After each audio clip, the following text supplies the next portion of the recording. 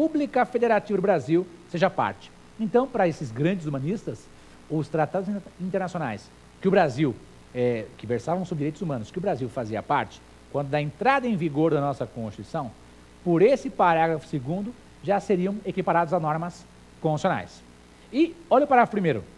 As normas definidoras dos direitos e garantias fundamentais têm aplicação imediata.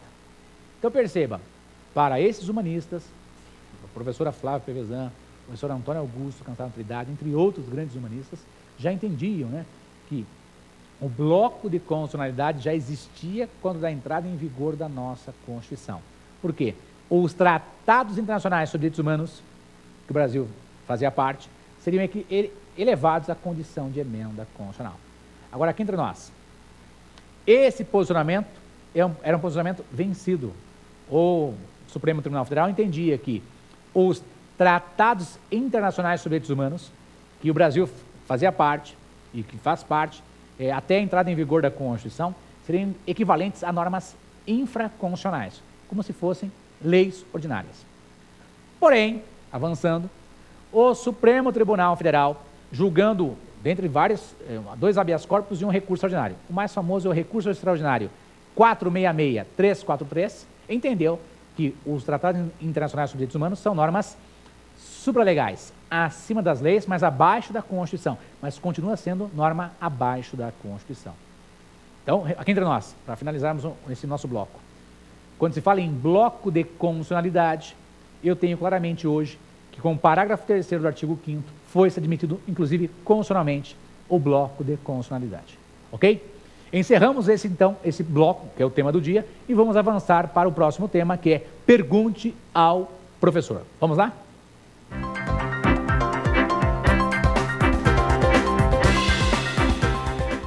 Vamos começar então o próximo bloco, que é o bloco Pergunte ao Professor. Vamos ver qual foi a pergunta que foi feita. Vamos lá. Primeira pergunta. Professor, o Tribunal Penal Internacional julga os países? Meus queridos amigos, se o Tribunal Penal Internacional julga países, nós afirmamos para vocês no primeiro bloco que o Tribunal Penal Internacional ele foi criado para julgar pessoas, e pessoas físicas, que cometeram crimes graves contra a humanidade, ou crime de guerra, ou crime crime de agressão, crime de genocídio, crime contra a humanidade, crime de guerra. Voltando aqui. Meus caros amigos, quando se fala em alguém que comete um crime, tem que ser pessoa física. Então, a pessoa física é que vai ser punida pelo Tribunal Penal Internacional. Se recordam que nós vimos a evolução histórica? O TPI, ele é fruto de tribunais de exceções que foram feitos na história da humanidade. Se recordam quais tribunais de exceção? Muito bem. Tribunal de Nuremberg, Tribunal de Tóquio, Tribunal de Ruanda, Tribunal da ex-Yugoslávia, o Tribunal da Bósnia. Então, tem tribunais históricos que julgaram pessoas. E o TPI julga pessoas, não julga países. O Tribunal Penal Internacional foi criado para evitar a criação de novos tribunais de exceção, então ele não é um tribunal de exceção, ele é um tribunal legalmente constituído e por tratado internacional. Qual é? É o Estatuto de Roma. Então, o Estatuto de Roma foi criado para julgar pessoas que cometeram crimes. Olha o nome, Tribunal Penal Internacional. Então, é só matéria penal. E é um tribunal formado por pessoas que vão julgar pessoas que cometeram crimes graves contra a humanidade, crime de genocídio, crime de guerra, e ainda não foi regulamentado o crime de agressão. Ok? Pergunta inteligente. Vamos avançar agora para a segunda pergunta. Professor, qualquer pessoa pode ser julgada pelo Tribunal Penal Internacional? Meus caros, qualquer pessoa pode ser julgada pelo Tribunal Penal Internacional? Perigosa essa pergunta, né? Por quê? Se nós observarmos, tem que ser pessoa maior de 18 anos, ok? Tem que ser uma pessoa maior de 18 anos na data da realização do fato. Só isso? Não, presta atenção. Essa pessoa maior de 18 anos, não adianta ela alegar que ela era um chefe de Estado, que ela era um diplomata, que ela era um oficial cumprindo ordens do seu superior, que era o presidente da República ou o monarca. Ele não pode alegar isso. Presta atenção. Não existem exclusões pessoais à responsabilidade do Tribunal Penal Internacional. Quer dizer que qualquer pessoa não, tem que ser uma pessoa maior de 18 anos. Além disso, essa pessoa não pode alegar que tem uma imunidade diplomática ou que é chefe de Estado para se excluir da responsabilidade do Tribunal Penal Internacional. Isso é dito claramente no Estatuto de Roma. E presta atenção, quando se adere ao Estatuto de Roma, se adere a todas as normas que lá estão ditas.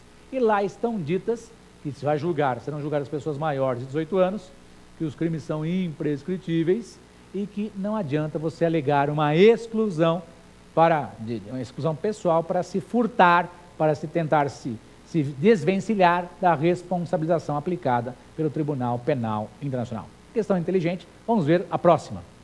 Professor, os brasileiros natos e naturalizados podem ser entregues ao Tribunal Penal Internacional? Questão inteligente. Se o brasileiro nato e o naturalizado podem ser entregues ao Tribunal Penal Internacional. A resposta é sim, sim. Podem ser entregues ao Tribunal Penal Internacional os brasileiros natos, os brasileiros naturalizados e também os estrangeiros. Por favor, vamos esclarecer aquilo que foi dito no primeiro bloco. Quando se fala em extradição, envolve pelo menos 2 países. E pensa comigo. O indivíduo cometeu o crime em um país, se refugiou em outro país. Então, o indivíduo do país A cometeu um delito e fugiu para o país B. O país A é o país responsável para processar, julgar e punir o indivíduo. Ok? Isso, presta atenção, o país A. Só que o indivíduo se refugiou no país B. Se há um tratado de extradição, a regra é que devolva aquele indivíduo para ser julgado naquele país. Aqui no nosso caso, Brasil, quando se fala em extradição, você viu comigo, artigo 5º, inciso 51. O que está dito lá? Meus caros, que o brasileiro nato, ele não pode ser extraditado. Tranquilo? Brasileiro nato não pode ser extraditado. É uma imposição da nossa Constituição. Quer dizer que se um brasileiro nato cometer um crime comum em outro país e vier para cá, ele não vai ser extraditado para lá, cumprir pena ou ser julgado. Tranquilo? Presta atenção. Quando se fala em entrega, que foi dito para vocês, que o próprio Estatuto de Roma diz o que é entrega, está claro lá que entrega diz respeito ao Tribunal Penal Internacional. Ok? Junto comigo.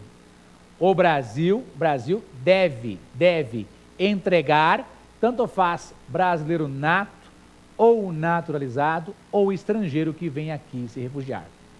O Brasil aderiu ao Tribunal Penal Internacional, inclusive constitucionalmente, por meio do parágrafo 4º do artigo 5º, ok? Que foi introduzido na Constituição pela Emenda Constitucional 45 de 2004. E, além disso, foi dito para os senhores que o Brasil aderiu, inclusive por decreto 4388 de 2002. Então, o Brasil aderiu constitucionalmente e também infraconstitucionalmente.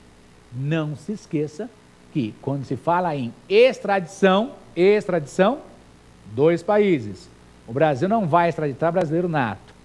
Quando se fala em entrega, o Brasil vai entregar brasileiro nato, naturalizado ou estrangeiro para ser julgado lá pelo Tribunal Penal Internacional. E aproveitando o gancho, meus amigos, quando se fala em deportação é a entrega de um estrangeiro que está ilegalmente ou se encontra ilegalmente no país. Então, quando se fala em deportação, existe uma irregularidade administrativa, ok? Irregularidade administrativa. Ele entrou legalmente ou se tornou ilegal e vai ser dado um prazo para ele se regularizar, ou ele já entrou totalmente ilegal. Então vai ser deportado, se deporta um estrangeiro, normalmente para o país de origem, ok? Além disso, importante, quando se fala em expulsão, o indivíduo cometeu um crime grave dentro do nosso país, né? Ou ele é uma persona non grata. E quando se fala em expulsão, expulsa-se um estrangeiro. Vai ser expulsado um estrangeiro. Vai ser expulso, melhor dizendo, um estrangeiro. Agora, importante, não se esqueça. Meus amigos, banimento era o envio compulsório de nacional para o estrangeiro. O banimento era o envio compulsório de nacional para o estrangeiro. Meus caros, importante, banimento era o famoso exílio, né? não pode voltar a existir.